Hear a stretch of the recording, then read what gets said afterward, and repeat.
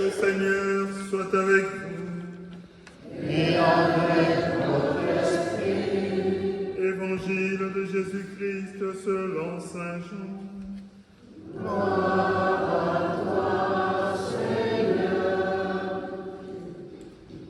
En ce temps-là, les yeux levés au ciel, Jésus priait ainsi.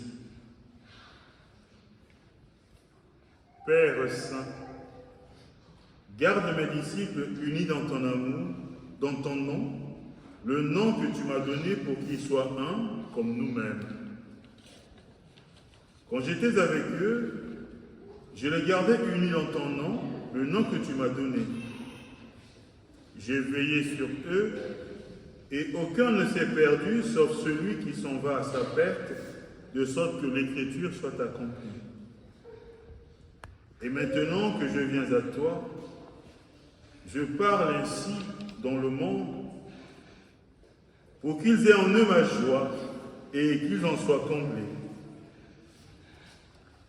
Moi, je leur ai donné ta parole, et le monde les a pris en haine parce qu'ils n'appartiennent pas au monde, de même que moi, je n'appartiens pas au monde.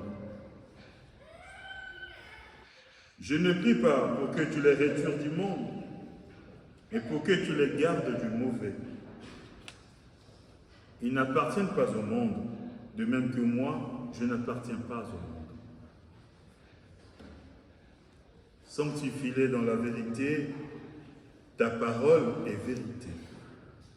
De même que tu m'as envoyé dans le monde, moi aussi je les ai envoyés dans le monde, et pour eux, je me sanctifie moi-même, afin qu'ils soient eux aussi sanctifiés dans la vérité. Acclamons la parole de Dieu. Louange à toi, Seigneur Jésus.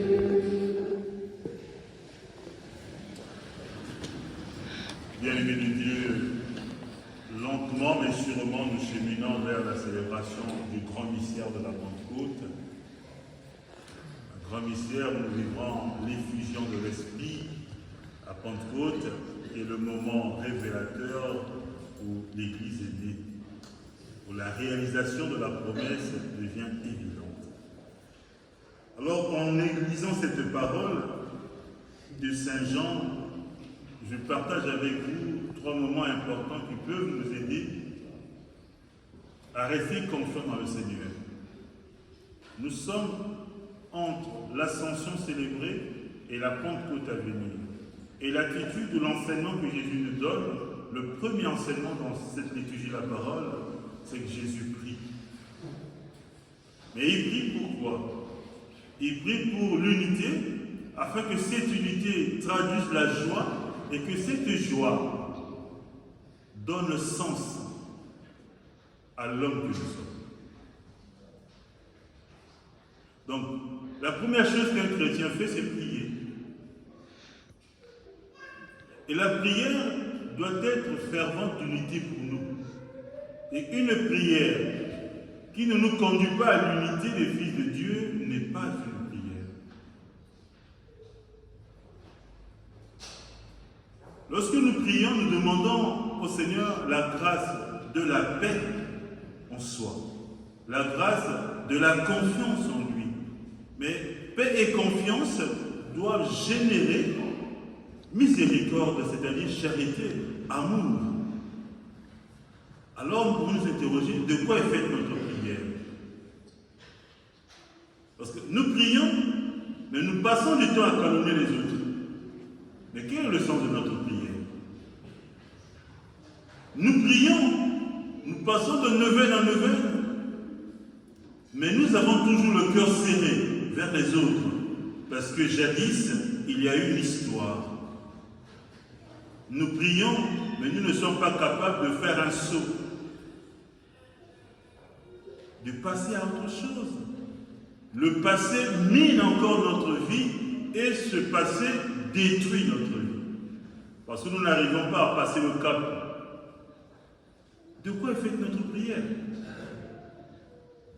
Jésus dit, je prie pour qu'ils soient un comme toi et moi, Père, nous sommes un. Donc l'unité des fils de Dieu c'est quelque chose d'important. Cette unité commence par nos relations avec le Père et doit se révéler dans la communauté que nous formons, dans les relations interpersonnelles. Ça, c'est la première des choses.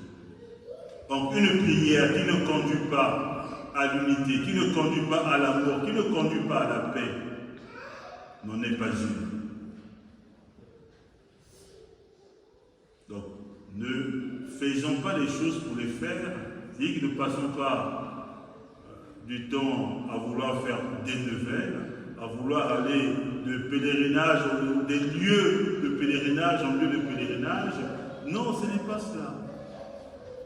Parce que la prière doit donner une attitude de vie.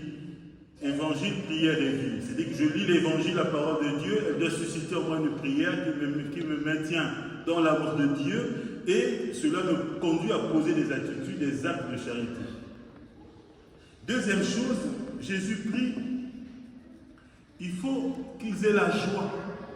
Mais la joie de quoi? De se savoir aimer de Dieu. Mais quand je me sais aimer de Dieu, je ne suis pas seul. L'autre en face de moi est aussi aimé de Dieu. Mais quand je le regarde, je découvre en l'autre l'image de Dieu. Et donc il y a une joie parfaite qui doit être en moi. Et sauf que nous passons du temps à nous éviter les uns les autres parce que nous ne nous supportons pas.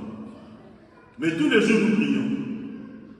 Et là nous allons tout à l'heure dire que la paix soit avec vous. Bien aimé de Dieu, dans la charité de Christ, donnons-nous un signe de paix. Et nous allons faire ce geste de paix, sachant qu'il y a quelque chose qui reste en nous. Quel est le sens de tout ça? Troisième chose. Sanctifie-les dans la vérité. Ta parole est vérité. De même que tu m'as envoyé dans le monde, moi aussi je les ai envoyés. Et pour eux, je me sanctifie moi-même. Le Seigneur se sanctifie lui-même pour que nous puissions vivre de cette sanctification. Alors il nous dit, ils ne sont pas du monde. On peut s'interroger, comment est-ce que nous ne sommes pas du monde? Que signifie cette parole? Ils ne sont pas du monde parce que si nous vivons de l'unité de fils de Dieu, par la grâce de l'Esprit Saint, la joie du Seigneur est profonde en nous. Cette joie du Seigneur traduit la charité profonde qu'il nous faut mettre en évidence dans la vie de tous les jours. Et donc nous n'avions plus les mêmes références que ceux qui vivent dans le monde. Ils ne sont pas du monde, c'est-à-dire qu'ils n'ont pas les mêmes références que ceux qui ne prient pas.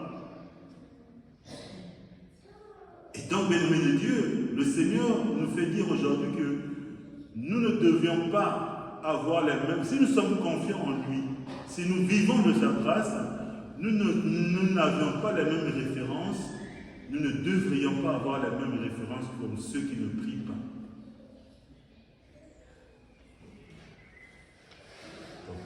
L'unité des fils de Dieu doit traduire une joie profonde de nous savoir aimer du Père, et cela nous invite à poser des actes de charité pour que la grâce de Dieu nous comble tous. Alors, un autre enseignement, c'est qu'il fallait remplacer Judas. Ils ont d'abord prié, ils ont remplacé Judas par Matthias. Et Matthias, c'est un des nôtres. C'est nous tous ici rassemblés qui devenons, par la grâce du baptême, disciples du Seigneur. Quelle est la place que nous prenons dans l'Église? Parce qu'il fallait remplacer Matthias dans le collège des apôtres. Très bien. C'était pour que la charité continue. Mais nous sommes disciples. Quelle est notre place? Que faisons-nous pour que nous vivions dans cette Église en sachant que nous avions pris notre part à l'édification de l'Église de Dieu que nous formons? Que le Seigneur nous aide aujourd'hui. Prions, demandons à l'Esprit Saint, lorsqu'il viendra à la Pentecôte, qu'il nous rende qu'il fasse de nous des artisans de paix, qu'il fasse de nous des semeurs de joie, et qu'il nous aide à vivre en Église en prenant chacun sa place. Amen.